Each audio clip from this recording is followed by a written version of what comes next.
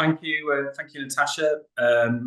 Just a warm welcome to this event, this webinar, where Stephen and I will try our very best to make what is a dry subject of IR35 off payroll as interesting as possible. On a serious note, what we'll try and do is talk about IR35 off payroll legislation in the context of a genuine commercial challenge in a commercial environment.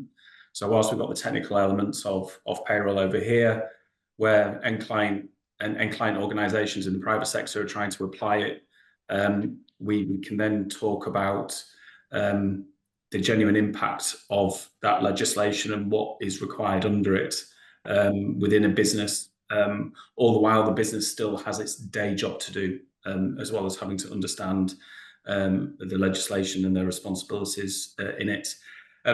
Very quickly, I thought it'd be sensible to give a top line update with regards to IR35 off payroll. So the legislation IR35 has been around for 24 years with the intermediaries legislation of 2000. We had changes in the public sector in 2017, and then those changes in terms of responsibility and risk and penalties was duplicated within the private sector. So originally the responsibility and risk and potential penalty for non-compliance sat with the director of the limited company, also known as a PSC. It moved up the supply chain to the end client organisation, in this instance IAG GBS, and then it flows down through the supply chain to what's called the fee payer, which is a recruitment business or another intermediary in the supply chain. So IR35 at a very basic level is a piece of legislation to determine employment status for tax purposes. So where a contractor is deemed to be outside of IR35, so they're operating compliantly, that they can operate tax efficiently through their limited company. If they're deemed to be inside IR35, then they have to provide services and be taxed at source, also referred to as pay as you earn, or contractors go through what's called an umbrella solution. We know that the Inland Revenue are enforcing under IR35 off payroll as we speak. They're doing that mainly through issuing what's known as a Schedule of Information letter, which asks the end client to provide evidence of how they've understood and met their responsibilities under IR35 off payroll. Also contained in this letter are 3 or 4 questions that starts poking around the broader labour supply chain. So if those end client organisations are engaging contractors through statement of work or umbrella or even sole trader, the Revenue is starting to ask questions around that. They'll also engage under off payroll through the KYC checks or a PAYE audit. So the enforcement is happening. Last point is, in my opinion, the Revenue are helping the supply chain to understand as much of their responsibilities under the legislation, what's expected, because they've issued 16 employment status manuals. And the most recent update was even on the 8th of February 2024, where there was further guidance from the Revenue for clients, agencies, intermediaries, recruitment businesses. It's called off payroll, IR35, further detailed information. And all these things we can share with you as follow-up. So I just wanted to provide a top line update. We could spend a whole session on this, but we won't. Now I'm going to hand you over to Stephen, who's going to go through the case study at IAG GBS. Is that okay, Stephen? It is, mate. Thank you. Thank you very much. Thank you for those who are attending, and thanks for the opportunity to chat about experiences on this. So just for background, guys, I am a independent contractor. However, I've been working with IAG GBS and IAG Tech for about 18 months to 2 years. And I entered into the environment as the workforce planning consultant to assist them with understanding the permanent workforce, the temporary workforce, and so on. So that was back in October of 2022. Okay, so within that experience, in looking at what was going on, obviously there was quite a big focus on the temporary workforce within what is a tech sector. Okay. And in October of 22, not long after I commenced there, we identified there were some challenges with the adherence to IR35 legislation within the business and ownership within that environment. And there was an enterprise risk raised by myself, and also there was an incoming HR director. It started roughly at the same time. Both of us had flagged that. Now, a little bit later in the tail end of 2022, it's when we were informed of the intent to audit via HMRC, and the apparent lack of ownership or lack of clear ownership within this piece certainly created some concerns, and the bringing together a very quick working group to try and get things moving forward. So we'll just move the slide forward for a second. Cool, thank you. Oh, is it working? Not at the moment. There we go. Cool. Brilliant. Okay, so there is a so with regards to the lack of the ownership, so we didn't have anybody clear within the organization to go to. So we pulled upon some contacts, and initially we went to Deloitte to have a chat. There was a contact into Deloitte's channel. We organized for those guys to come in and initially have a look at what we were doing.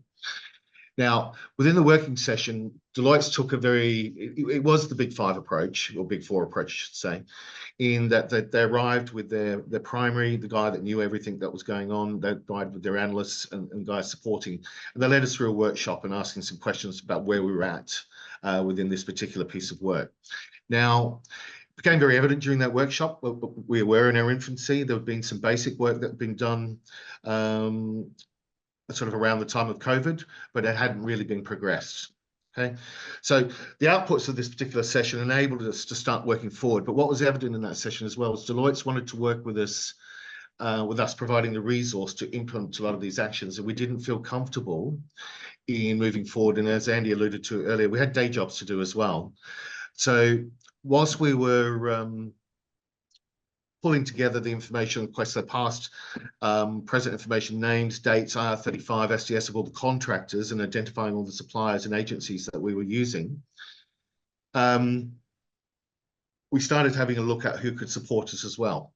Okay, and that's where we came across Workwell via our MSP. They have a relationship with Workwell as well. Now, some of the initial actions we took were to ring fence all of the contractor resource within the organization because of that lack of a centralized view. So we had contractors coming in where we were the end client, so usually via our MSP, and we had many contractors coming in underneath the supplier banner, which we had very little visibility. There was no centralized process on obtaining who they were and what they were doing. So this was ring fenced. Again, the SDS or the status determinations, they were decentralized as well. So as a result of that, we brought it together and started doing that through the central team. And the central team being basically the HR director, myself, and one of my colleagues. We started pulling all this information together to get us into a much stronger position with understanding what our true risk was, in the sense of the size of the contractor estate, what the breakdown of that contractor estate was, where we were the end client, where we had the suppliers, and then looking at the supplier statement of works and whatnot, just to confirm that they were fit for purpose as well, I guess, and things like deliverables, getting deliverables, understanding what they are they outcome-led deliverables, and so on. Okay. And as part of this is where we started to onboard Workwell to start helping us to provide that expertise that we lacked within the GBS and IG tech environments. Can I just add something there, Stephen? It's a really important point you've made around the status determination statements. So under the legislation and further guidance, it's the responsibility of the end client, also known as the engager, to follow a compliant process to determine status of that particular role, and then that flows down the supply chain. What I find in the market, it's that where those organizations are using an intermediary or using a recruitment agency, sometimes a recruitment agency is following a process to determine status to then send it to the end client organization to say, will you review it, sign it off? Because I need to onboard Andy Webster Limited pretty quickly. And I suspect there'll be further guidance on that from revenue over the coming months, because it's not really the way the legislation should be applied.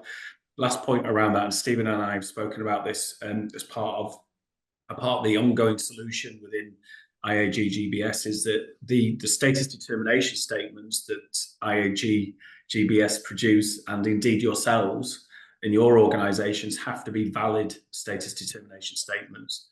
So the validity of that SDS will rely on the answers that are provided to the questions that have determined status. And Stephen talks about a really important point here around where questions are being asked to determine status. It has to reflect both the contract for services and also the working practices, the day-to-day working practices. If there's any possible elaboration of the truth to the answers provided to determine status, because you need to onboard Andy Webster Limited pretty quickly, then that will invalidate your STS, which brings with it risk. I just wanted to raise that point. Yep. Okay.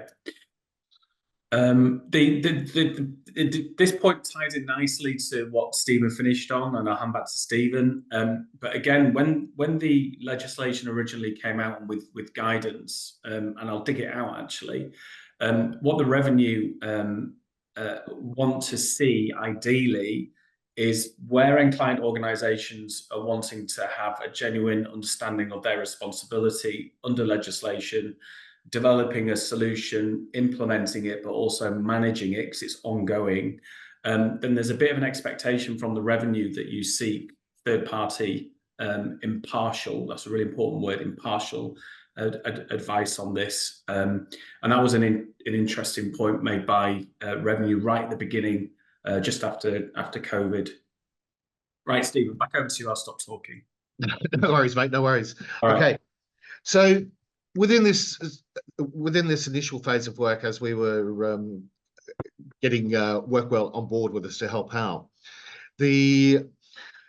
the outcomes is where we established a central view of the contractors, which we'd never had before. And for me, in the role in which I was trying to undertake at the time as a workforce planning consultant, that was essential that we had that central view. And once we had that view of who was coming in via our agency or the MSP, who we used, or via the suppliers, then we were able to start understanding what the true risk looked like. And also we started gaining some insight into what was going on in the wider organization, because again, that lack of central view meant it was very difficult to determine where spend was occurring.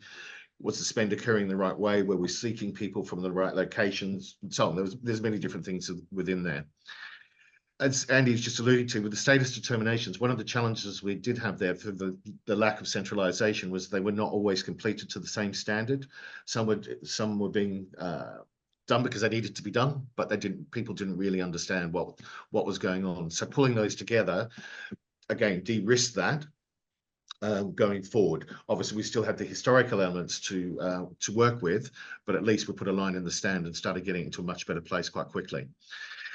Now, another aspect of what was the outcomes of the initial work was with regards to the suppliers. It became very evident looking at some of those suppliers that they weren't really suppliers. There were some that were acting really very much in the agency space.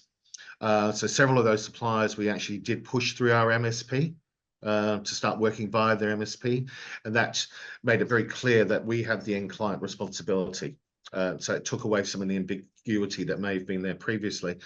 And there were two instances where we looked at the supplier and decided that actually, no, we didn't wish to continue doing business with that particular supplier. There was too much risk in the manner in which they chose to operate or comply. Okay. So, Andy, if we go on the next one. Yeah, sorry. That's all right. Okay, so we established some of the controls.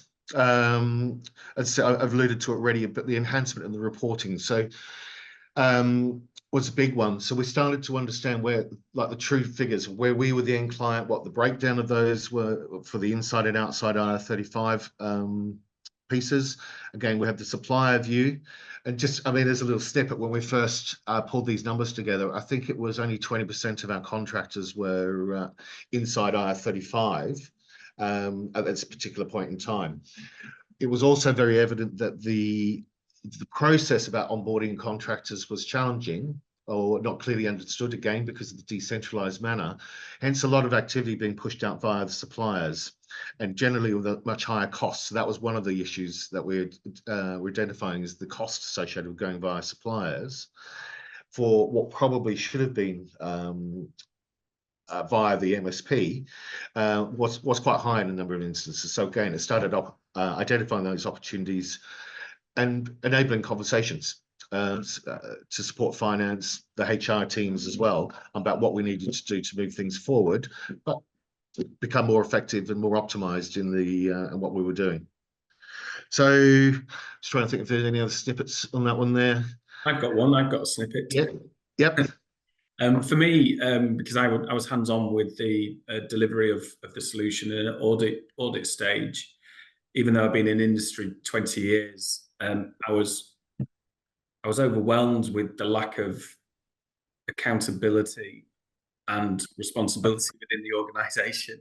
It's like, well, it's not my responsibility. IR35 off payroll. Go speak to Bob over there. So you go and speak to Bob. Bob goes, no, go speak to Rob over there.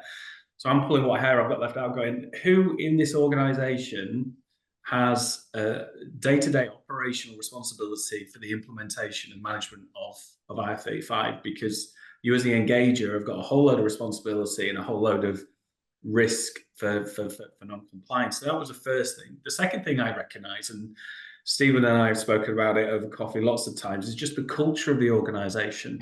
So where you've got an organisation that from outside looking in with the brands within the estate of IAG GBS, when you're inside it and you're trying to do a job, a work, the cultural aspect of one of, we'll get round to doing it.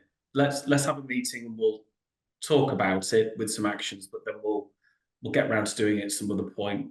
Whereas within my business, it's very different. And with the subject matter that we're dealing with, you have to have some genuine momentum within that. And the last point for me was just the educational element.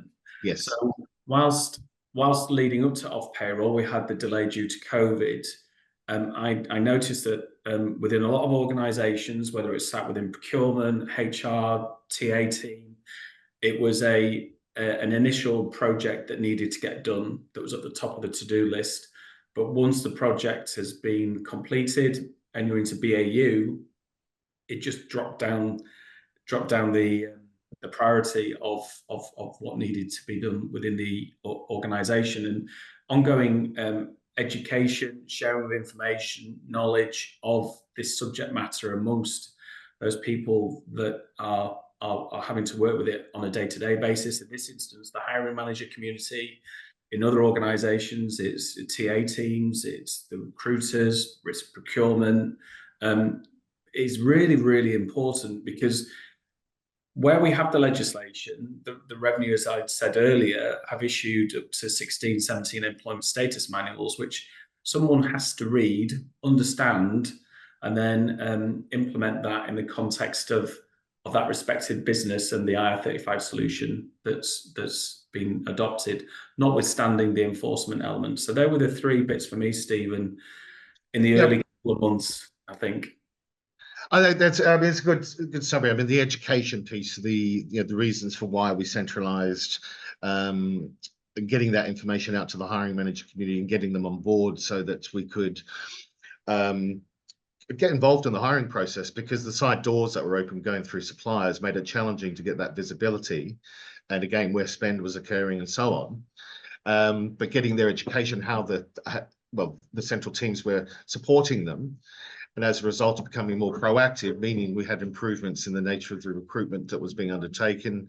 There was an increase in the amount of resource that was coming through where we were the end client.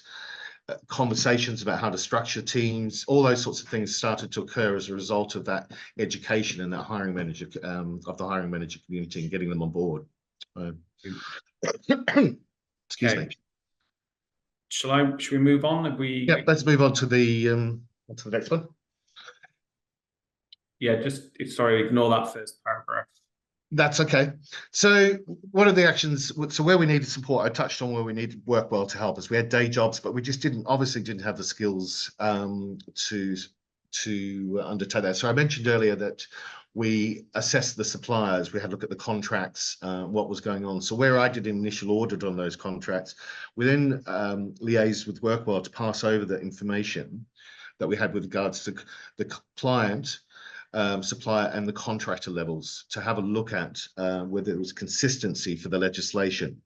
So that was quite a big one. And where I've been looking at the master services agreement and the framework agreements, my knowledge at that particular point in time wasn't strong enough to realize I had to go through all three levels, but that was certainly a learning curve for me in the early stages of getting this up and running. So one of the other actions I talked earlier about being a bit more proactive in the response was to engage with the hiring manager community. And one of the things, we just set it up via Teams, which just was a template that, to capture the information required when they wanted a new resource or needed support within the business, which put us in a position where we were able to assess what the nature of that resource was. Should it be a contractor? Should it be a fixed term contract? Or actually, was it better suited to go out to a supplier? Right. And then given the outcome of that particular conversation, we could start guiding things in the right direction. And one of the key items was the SDSs. They were done well in advance of the recruitment. We knew what person we were going out to go after, okay, whether it was an inside or an outside IR35 role. Whereas previously they'd been left a little bit late. Sometimes that caused some problems in the recruitment, the candidates dropping out, those sorts of things were occurring within that. The other aspect of what, again, was centralizing and improving their understanding, the visibility of it, was the deliverables. Now, I'll be honest, in an organization of that size, deliverables, not everybody's equal in their ability to write deliverables that are meaningful and be tracked back. But that was certainly an education piece for the, and it's an ongoing piece with the hiring managers within the community to get them to understand what are the correct type of deliverables to be using. And usually an outcome-led deliverable, like a key date for delivery, what is the item being delivered, that sort of thing needs to be within there. So you understand if it's that supplier relationship, because the supplier is going to drop something in, they're going to walk away, or is it more of an inside IR35 employee-employer relationship where there's going to be some ownership, perhaps they're moving to more of the BAU world, right? So those sorts of things get flushed out in those conversations. Ways of doing that was we had a lot of individual conversations when we did the assessments. We'd have an individual conversation with the responsible manager, the hiring manager. We also conducted some lunch and learns with the community. Very simple slide packs that we used, and really just trying to turn what is quite a complex piece of legislation into something that was more layman's terms that the guys understand. Very, very much the focus of those is what does it mean to me as a hiring manager, as opposed to the need to fully understand and fully incorporate. I mean, how many manuals was it, Andy? 16 manuals or? Yep. Yeah, 16 manuals. The guys don't obviously have the time and or the inclination to read that many, but if you can keep it simple to what they need to understand and support them through that centralized process, we made some quite good progress in moving things along. Okay. Yeah. Just two things there from me as an immediate takeaway for the attendees today. Under revenue, I'll call it engagement because there's a certain process revenue follow to get to an investigation. So I'm just going to call it engagement. They will look at the contracts that are in the labour supply chain, both upper level and lower level, okay?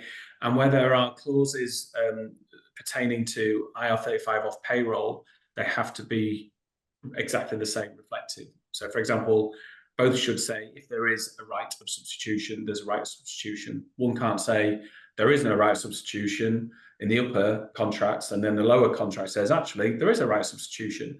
Straight away there's a contradiction there and that will potentially open up a can of worms. So for people today, if you've not had your contracts reviewed recently, I'd go get them done as a starter for 10. That's really, really important. And then secondly, just the ongoing training element, I think Stephen has spoken about, is an important part.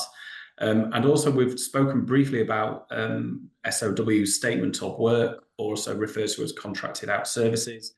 Again, within the schedule of information letter from revenue, they do ask questions around that. For those end client organizations that are receiving services through an SOW or also called contracted out, what checks, measures, processes and controls have you in place to ensure that it's a compliant solution? And as Stephen alluded to, some of the stuff we found under audit, yeah, it was concerning, but we're on a journey of addressing that, aren't we, Stephen? I think we are. I'm smiling at a couple of the examples that came to mind as you made that comment. I won't go into details on this one. If anyone wants to talk to me again later, I can fill you in on a bit more. Cool. Okay. So we move on to the next. Yeah. Okay. So I touched on this earlier with regards to the insight, because we had the centralized, or drove the centralized view of what was happening with our contingent workforce across both those where we were responsible and via the suppliers as well. We started to get a much clearer picture of what type of resource we were going out to market for, or what was being provided. And a really good example on this one is in and around project management. We found there was quite a significant number of external resources coming in to provide project management, program management, Scrum Master, Agile methodology type of services. And what that highlighted is we're quite expensive resource coming in from out there. And so I started to highlight, should we be driving up permanent recruitment within those examples there? So instead of relying on the contingent market all the time, do we need to up our numbers and start to use the contingent market to take the peaks out of the resource requirements? That's kind of classic workforce management. And project management wasn't the only example. There were a few other business analysts came into that mix as well. So more, right term, I'm not quite sure anybody help me, but generic job families, I think, is probably the way to describe it. Yeah. Whereas where you had the specialist types of job families, guys doing coding or very I'm thinking GitHub skill sets or something along those lines, given that we're a technical environment, they were delivering something. They were coming in, doing something, walking away. They were not involved in the BAU elements of the business. Okay. So again, just a little tidbit on that. Compared to April of 2023, April of 2024, we saw a 300% uplift on the resources that we were using via the MSP, as opposed to via the supplier. So that highlighted that some of those supplier relationships were questionable, that they were perhaps playing more in the agency space as opposed to a true supplier, that we saw that shift across. The engagement with the hiring managers started to flush out that it wasn't really a supplier they were looking for. It was augmenting their teams. That's what actually they were looking for. So again, and those individual conversations plus the lunch and learns really helped drive that awareness. And again, as in any environment, you see some people really pick up on it and understand, and they become good at flagging. You don't have to put a lot of effort to keep on top of that.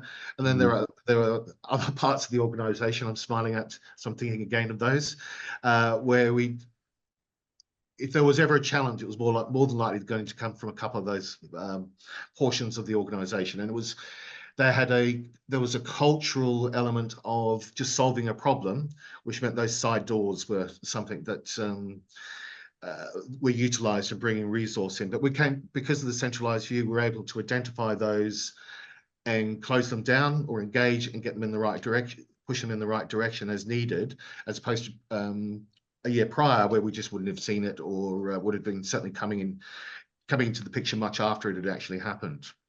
Okay. So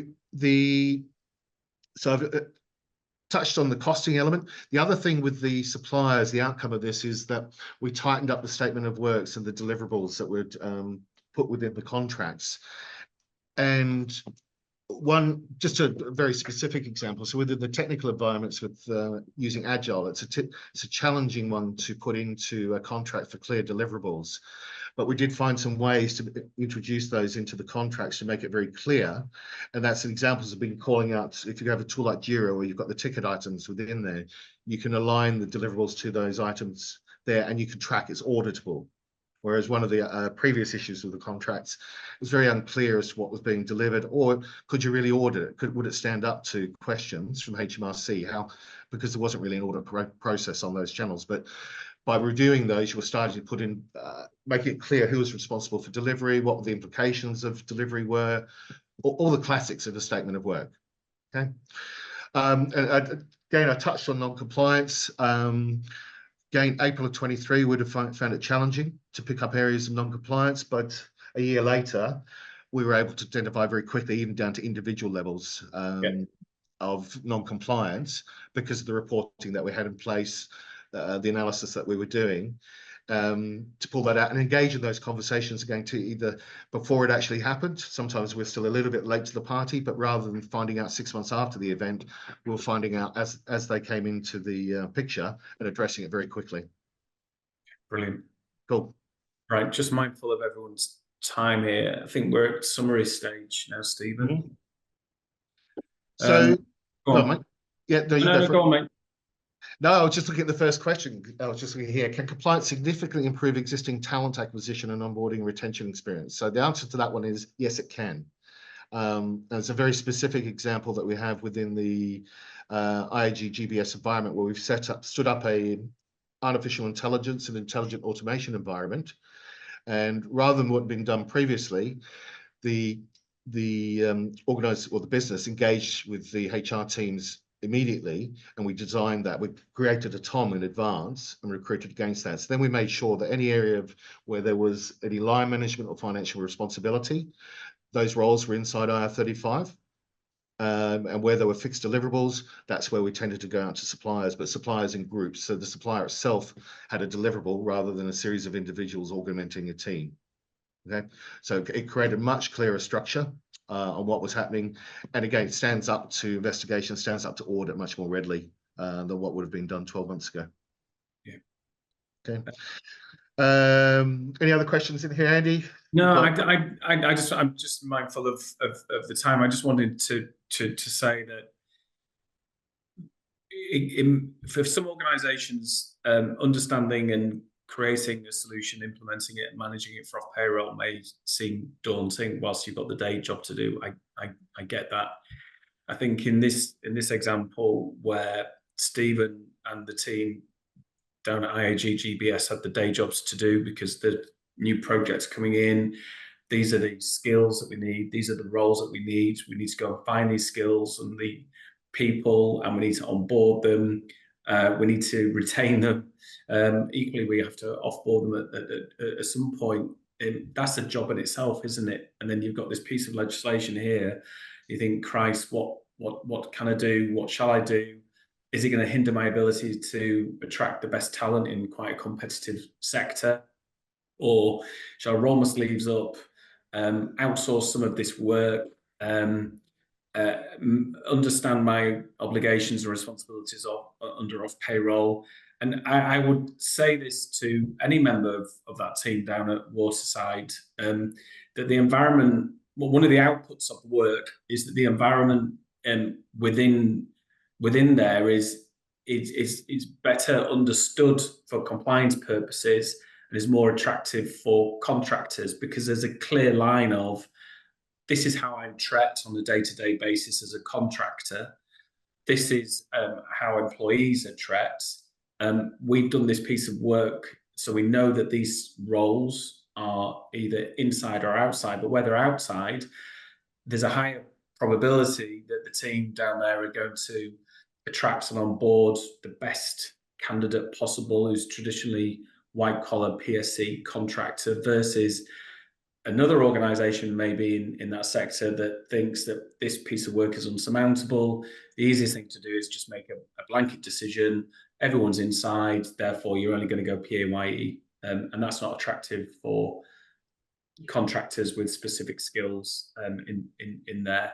And my last point before we head, I think we're going to do a poll, is that you've still got your day jobs to do, which is a really important part and a consideration when you are thinking about what have we currently got in place to meet our obligations under off payroll, or what haven't we got in place to meet our obligations under off payroll.